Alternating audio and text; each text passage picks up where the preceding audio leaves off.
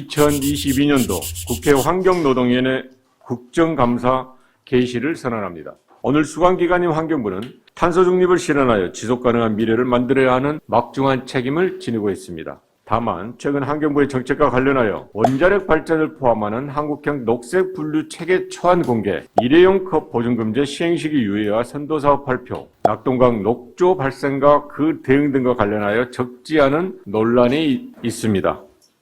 장관께 질의하니까 답변해 보시면 한국형 녹색 분류 체계가 두 가지가 EU 텍소노미하고 틀린데, 하나는 사고 저항사의 해결료 경우 25년, 이유는 한국형에서는 31년, 꼭 그렇게까지 6년이나 늦춰야 될 사유가 뭡니까? 텍소노미는 각 국가의 특성, 그러니까 그냥 답변. 여건에 6년이나 따라서 늦춰졌잖아요. 이유보다. 31년. 이거는 우리나라의 기술 여건을 고려한 겁니다. 그것은 산업계와 또 원자력 경제계 이야기만 듣고 과연 환경부가 제대로 판단을 했냐라는 문제가 있고요. 또 하나는 그 중전이 방사선 폐기물 처분시설 보유하고 가장 중요한 고준위 방사선 폐기물에 대해서 적어도 문서화된 세부 계획을 EU처럼 하지 못하고 이번에 환경부에서는 앞으로 법을 제정하겠다. 그러면 그건 어떻게 보면 행정부로서의 책무는 등한시하고 입법부인 국회에 넘겨버리거든요. 적어도 그런 문제에 대해서는 언제까지 하겠다는 이야기를 하고 거기에 따른 입법을 국회에 이야기하고 국민들의 동의를 받는 게 맞는 것 같은데, 이와 같이 일반적으로 법률 개정을 하겠다라고 미뤘던 것은 환경부의 책무를 못한 거 아니에요? 환경부가 좀 적극적 자세를 가지시기 바랍니다. 네, 그러겠습니다.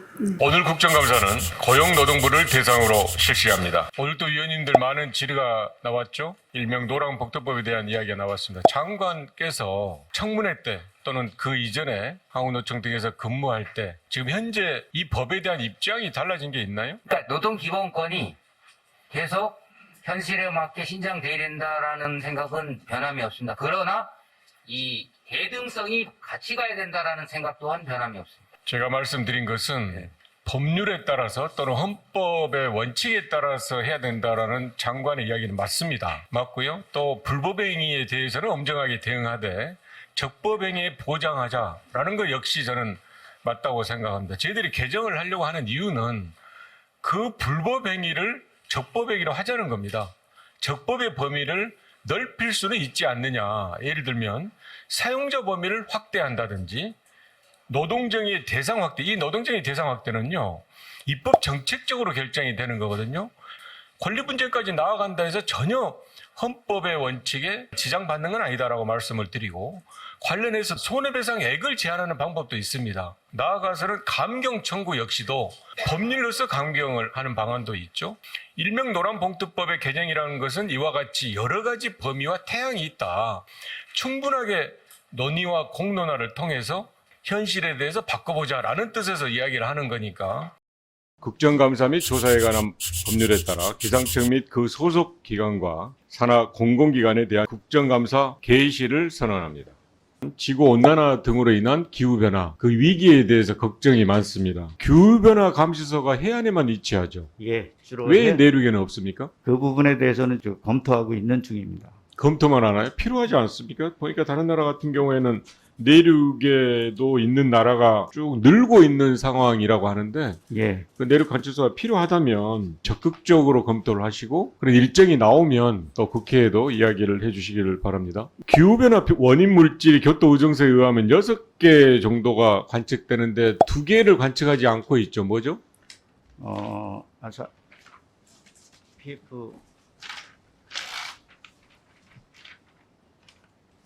HFCS랑 PFCS 2개를 수소, 불화탄소, 과불화탄소 두 가지인가요? 예, 2가지. 왜 그 2가지는 관측하고 있지 않습니까?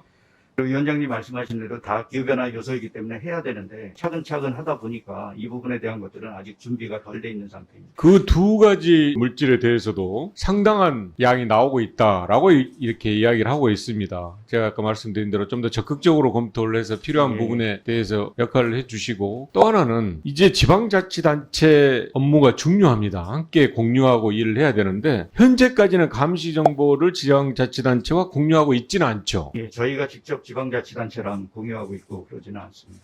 기상정보에 관한 감시정보 그런 걸 지방자치단체와 공유할 수 있는 거에 대해서도 기상청에서 고민해서 그런 방안도 마련을 해보시기 바랍니다.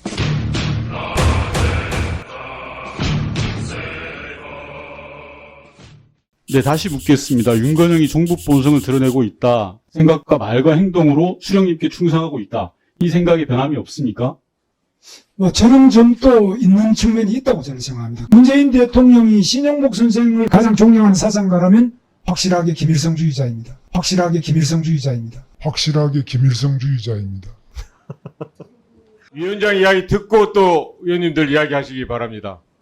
위원장이 양당 간사에게 이야기한 것은 여러 조치나 또 과정에 대해서 협의해 줄 것을 이야기했습니다. 퇴장, 고발, 추가 국정감사 등등의 여러 조치에 대해서 간사분들께 협의를 해줄 것을 요청을 했는데 아직 원만한 협의가 되지 않는 것 같습니다. 그렇다면 위원장으로서는 오늘 국정감사를 원활하게 해야 될 책임이 있어서 위원장이 말씀드리도록 하겠습니다. 그 여러 조치 중에서 당장은 경제사회노동위원장을 퇴장시켜달라는 요청이 있었습니다. 위원장으로서 판단하건대 오늘 감사 중지, 계속, 중지, 계속, 사과, 부인, 사과 등의 논란의 중심은 경제사회노동위원장인 김문수 위원장이 있었습니다.